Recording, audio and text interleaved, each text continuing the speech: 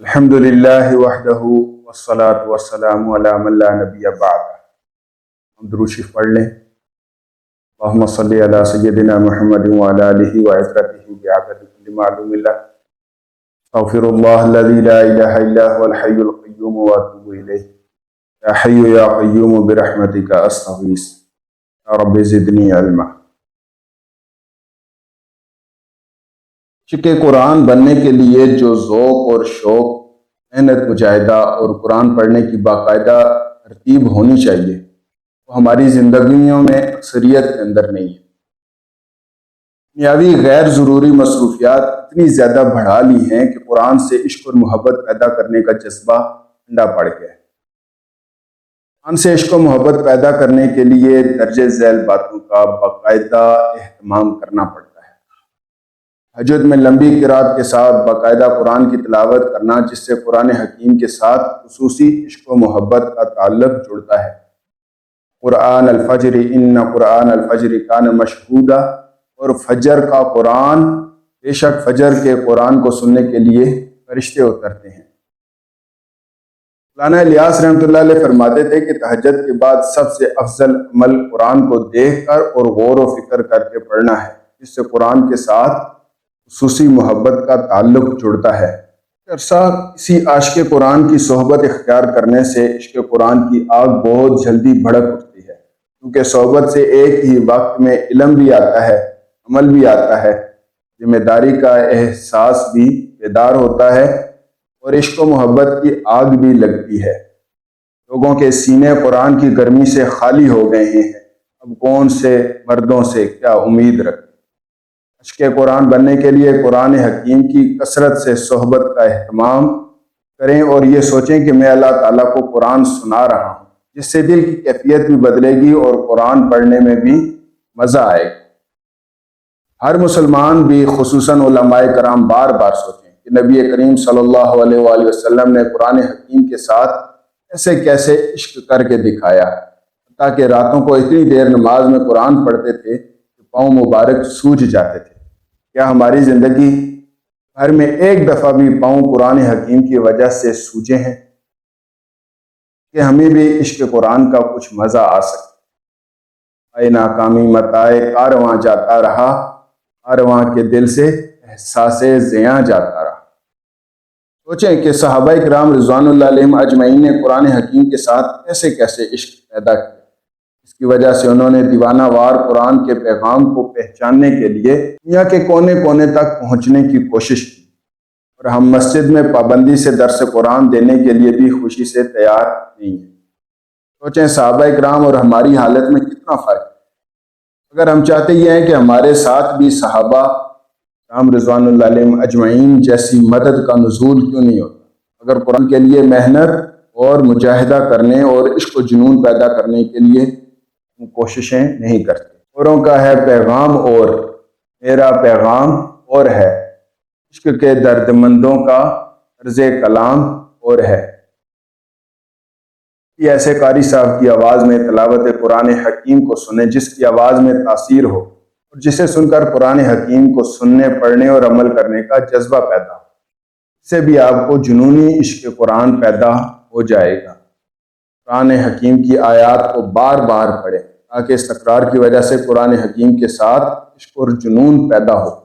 بار بار قرآن کی آیات کے تکرار کو معمولی نہ سمجھیں، یہ بہت بڑا عشق قرآن پیدا کرنے کا گر ہے۔ کسی چیز کا بار بار تکرار کیا جائے تو وہ چیز دل میں قرار پکڑ کر جم جاتی ہے۔ اس دور میں خوش نصیب ہے وہ اکبر جس نے قرآن کو کھلا رکھا ہے۔ اپنے آپ کو قرآن حکیم کا مخاطب سمجھ کر پڑھیں۔ سوچیں کہ اللہ تعالیٰ مجھ سے مخاطب ہیں اور مجھے ہی خطاب کر کے احکامات جاری کر رہے ہیں۔ اس سے عمل کرنے کا جذبہ بھی پیدا ہوگا، کیونکہ انسان سوچے گا کہ مجھے کہا جا رہا ہے، اور عشق قرآن بھی پیدا ہوگا۔ قرآن حکیم میں ان آیات کو تلاش کریں جن کا تعلق ہماری روزمرہ زندگی سے ہوتا ہے، تاکہ عملی طور پر قرآن آیات کی تطبیق زندگی میں ہو سکے۔ قرآن آیات کی تطبیق قرآنی آیات کا نفاذ زندگی میں ہو سکے اور ہر شعبہ زندگی میں قرآن کے احکامات کو عملی طور پر نافذ کر سکیں۔ علماء کرام کی بہت بڑی ذمہ داری ہے کہ قرآن حکیم سے مشکلات اور پریشانیوں کا حل ڈھونڈ کر لوگوں کو بتائیں، کیونکہ قرآن حکیم مکمل ضابطۂ حیات ہے جس میں تمام پریشانیوں کا حل موجود ہے۔ ان اشاروں کو سمجھنا اور لوگوں کو سمجھانا عاشق قرآن لوگوں کا کام ہے۔ اے کاش تمام مسلمانوں کو بھی عشق قرآن کا والہانہ اور عاشقانہ جذبہ نصیب ہو جائے تاکہ انہیں پرسکون زندگی نصیب ہو۔ آج ہماری مشکلات اور مصائب کی بڑی وجہ قرآن کو عملی زندگی میں نافذ کرنے کے لیے کوئی باقاعدہ تربیت گاہ نہیں ہے۔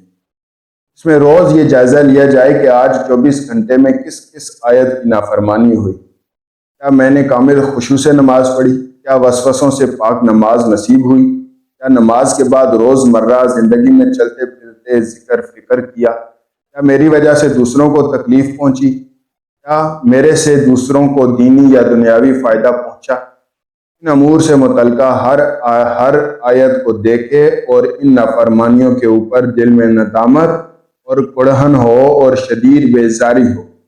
میری دعا ہے کہ ہو تیری آرزو پوری، میری دعا ہے کہ تیری آرزو بدل جائے۔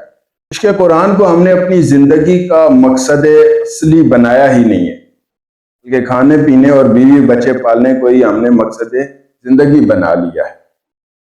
اس کے لیے دن رات سوچتے بھی ہیں اور دوڑ دھوپ بھی کرتے ہیں، حالانکہ کھانا پینا بیوی بچے پالنا ضروریات زندگی میں سے ہے۔ مقصد زندگی تو اللہ تعالیٰ کی بندگی ہے، اللہ تعالیٰ کا عشق و محبت ہے اور قرآن کے ساتھ والہانہ عاشقانہ جنونی محبت پیدا کرنا ہے۔ محبت تو کہتے ہیں لیکن وہ محبت نہیں ہے جس میں شدت نہیں ہے۔ مسلمانوں کی زندگی میں عشق قرآن کو کما حق اہمیت حاصل نہیں ہے۔ اس کی وجہ سے مسلمانوں کے پاس پابندی سے قرآن کی تلاوت کا وقت بھی نہیں ہے۔ دوستوں، بیوی بچوں، دفتروں، موبائل، حتیٰ کہ چھوٹی سے چھوٹی ضروریات کی چیزوں کے لیے ٹائم ہے، مگر اللہ تعالیٰ کے قرآن کو محبت، ذوق، شوق اور درد و تڑپ کے ساتھ سیکھنے سمجھنے کا ٹائم نہیں ہے۔ ادھر ادھر کی بات نہ کر، یہ بتا کہ قافلہ کیوں لٹا، مجھے دنیا داروں سے گلہ نہیں، تیری رہبری کا سوال ہے۔ تیری زندگی کا مقصد تیرے دین کی سرفرازی، میں اسی لیے مسلمان، میں اسی لیے نمازی۔ توفیقی الا باللہ۔ اللہ جل شانہ ہمیں عاشق قرآن، حافظ قرآن، ناشر قرآن اور قاری قرآن بنا دے۔